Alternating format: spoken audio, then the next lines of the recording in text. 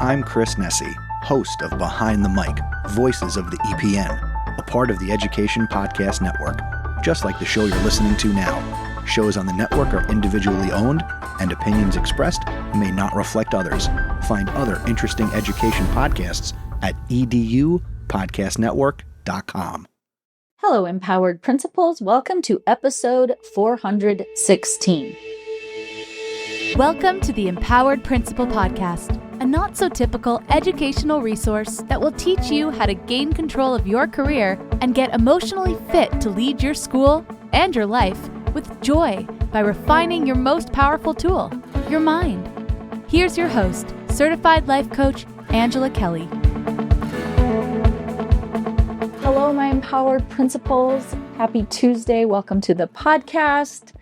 I hope that the magic of December is snowing upon you and that everyone is in their high holiday spirits and that the moods are lovely and bright, just as we would want them to be this time of year. But if they're not, we're going to talk about the culture of complaining. I was talking with one of my clients who has been a one-on-one client for years. She's now an EPC. And we were talking about October, November being hard this year. Being the fall dip just felt like it lingered on and on and on. And she said the year has felt heavy this year. So I want you to think, when you are thinking that the year is heavy, those are your thoughts, your emotions, it's your current experience. Just be mindful not to project how you feel onto your staff. So if the year is feeling heavy for you, self-coach, check in with you. Why does it feel heavy for me? Am I carrying a personal burden? Is there something going on in my personal life? Is there a lot going on professionally for me? Am I carrying a lot of weight for myself this year? Am I carrying a lot of weight for others? What's coming up for me that I think the year is heavy? Now, if you are believing the year is heavy because other people keep saying, wow, it's just been such a heavy year. There's just so much going on. I feel really heavy this year. I feel the fall dip is just in full swing. If you are hearing that from other people, then you can explore with others why that might be happening. But I want to highlight something that really caught my attention. I have been coaching daily on the number of complaints, teachers complaining, just staff, paraprofessionals, office, like people just kind of sitting around and complaining. And as I was coaching on it one day, it occurred to me, why are people complaining? Why is it allowed to complain?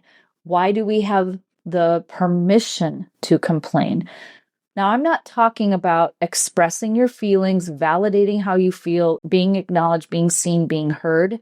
That is different. And you might call it complaining when somebody comes in and they're really stressed out and they need to be heard to regulate themselves mentally or emotionally. I'm talking about just this isn't right, and that's not right, and this never gets done, and what are you going to do about this, and my thing isn't working here, and so-and-so said this, and maintenance never comes on time, and technology has been 3 weeks.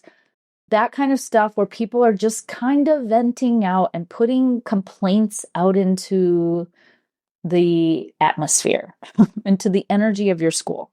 So I asked my client, what is allowing this culture of complaining? Can you think back to a time when people weren't complaining, or has it always been a part of the culture at your site? And we dug in deep and she was able to nail it on the head. She said it was when the construction started. They've been in construction for a couple of years. And obviously, if any of you have lived through construction at school during a school year, remodeling, whatever, is going on, you know how challenging that can be for yourself and particularly for teachers. Teachers are organized, they're highly efficient, they are self-independent, they get those classrooms whipped up into shape. They are beautiful. They're like second homes in there. And when things aren't working, when the water's not working, or the electricity goes out, or the internet's off, or their whiteboard doesn't work, their smartboard, or their tables got moved around over the break, and now their room's a big mess because somebody came in to work on the carpets or something. She noticed that that was when she felt the shift in complaining. And what was so fascinating is that I told her the reason that everyone has permission to complain is that you are in agreement with them. You are agreeing that the construction is a pain, that it's taking forever. You're just as frustrated. Things in your office aren't working. And so you are in agreement. So when somebody comes in and sits down and says this and this and this and that, and you're like, yes, it's what we call jumping in the pool. We believe the story. We get in the deep end with them and we all swim around and everybody's drowning in their sorrows, but nobody is on the sidelines to throw a life preserver to save you from the pain and suffering of the complaining. If you have the thought or you have the experience that a lot of people on campus are complaining, ask yourself why that might be. What is going on in the culture of your school that allows complaining, that somehow subconsciously gives it permission, condones it, agrees with it? Because when somebody comes into your office and they have a legitimate concern, you can hear them out. And then what do? You shift the energy, you flip the dip. This is what I taught in Flip the Fall Dip. We flip energetically the energy. So when they come in and they complain, you can listen and validate, acknowledge that must be really frustrating. I can see why this is annoying you, or I can see why it would be hard to teach under these conditions. What is it you most need right now to feel better? When you ask them that, it shifts them into checking in with themselves. Wow, what do I need right now? And what's going to help me feel better? Oftentimes people will say something, I need XYZ to get fixed. Well, I need the whiteboard to get fixed, or I need the technology to get fixed. Okay, great. Let's walk through the process of making that happen, whatever the protocol is. And then you walk them through the protocol. And if they say, yes, I've done all these things, and the reason I'm coming to you to complain is that I'm frustrated that nothing's been done. Great. So we need to follow up. Are you able to do that? Are you able to follow up with tech to get your things online? I've already done that. Okay, I will call them. Can you send me the documentation of the date that you entered it, the date that you followed up, just for my references so that I can let them know that this has been going on for you for days or for weeks? But you can flip the energy by not letting people sit and stew in the complaining part. Yes, they need to be heard.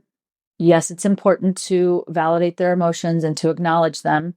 And we want to flip that dip and get them into empowerment energy. What is it you need to feel better, to feel regulated? What would feel better to you as a next step? Do you have that? Can you handle that? Or do you need me to handle that? Based on, if they haven't done anything, you would say, okay, great, next step is to follow up. I want you to consider, and I know it feels uncomfortable to think that we are allowing a culture of complaining. But what happens is when we are dysregulated as the leader and we are not self-coaching, or we are not getting support outside of our team, our staff, we agree with it subconsciously. And because we're complaining inside, we're feeling frustrated, we're venting. And when somebody comes in, we're like listening to them, kind of nodding our head like, yeah, I hear you, I feel you, I'm in the same boat. But if you're both in that boat, who can rescue? Who can fix the problem? Versus acknowledging, validating them, and flipping the switch into empowerment. What is it you need to feel? What can we do? What's the next best step? How do you make this better? What would feel good today? What is your intention in telling me this? Did you just need to feel heard? Did you need something done? Do you have a question in terms of what your next steps are? I want you to be empowered. I want you to be able to handle this on your own so that you don't feel like you have to wait around for me to get to it. If there's something I can do to empower you, please let me know.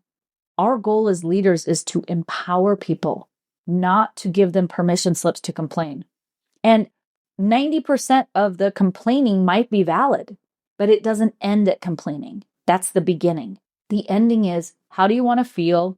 What do you think would get you there? What are the next steps? How do we overcome this obstacle so we can get you rolling so that this doesn't have to be a concern for you anymore?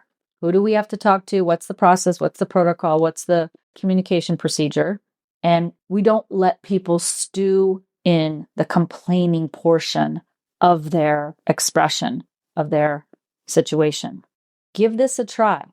Contemplate if you are allowing people to come in and listen in the name of, well, they need to be seen and they need to be heard and I want to validate them. They work so hard. Yes, they do. And they don't want to feel helpless. They want to feel like they know how to solve this problem. And if they're telling themselves, I'm just too tired, it's just too much, I just don't have the bandwidth to solve this problem, that's okay. They can sit in the problem, or we can spend 5 minutes figuring out what we're going to do and then just do the thing and be done with it. Because a lot of times when teachers need something, the complaining is almost a resistance to just taking the next action step. And I've done it too. I watch myself do it all the time. I spend more time thinking about, complaining about, resisting than I do just doing. So I can jump on here and record this podcast in real time as I'm getting off the phone with my client to share this valuable information with you. Or I could think about recording and then think about what we said and think about, oh, I'm going to have to, there's a new platform I got to upload the podcast on it. Oh, I don't want to have to learn that new thing. So now there's an obstacle in my way of just getting on here and recording it. Oh, I should probably write out detailed notes. No, I'm in the energy of a complaint-free culture. So I'm going to speak to it while I'm in that energy, while I'm in the feeling of empowerment. And I have to say, a lot of times these are some of the highest rated episodes where I just come on here off script and I share a specific incident with you, because if it's one person is dealing with it as a principal, I can guarantee you hundreds, if not thousands of people feel the same way or experiencing something similar, because the job itself has several universal experiences and people complaining is probably one of them. So give this a try. Let us know how it goes. Have a beautiful week, and I'll talk to you next week. Take great care of yourselves. Happy December. Thanks for listening to this episode of the Empowered Principal Podcast. If you enjoyed this episode and want to learn more, please visit angelakellycoaching.com, where you can sign up for weekly updates and learn more about the tools that will help you become an emotionally fit school leader.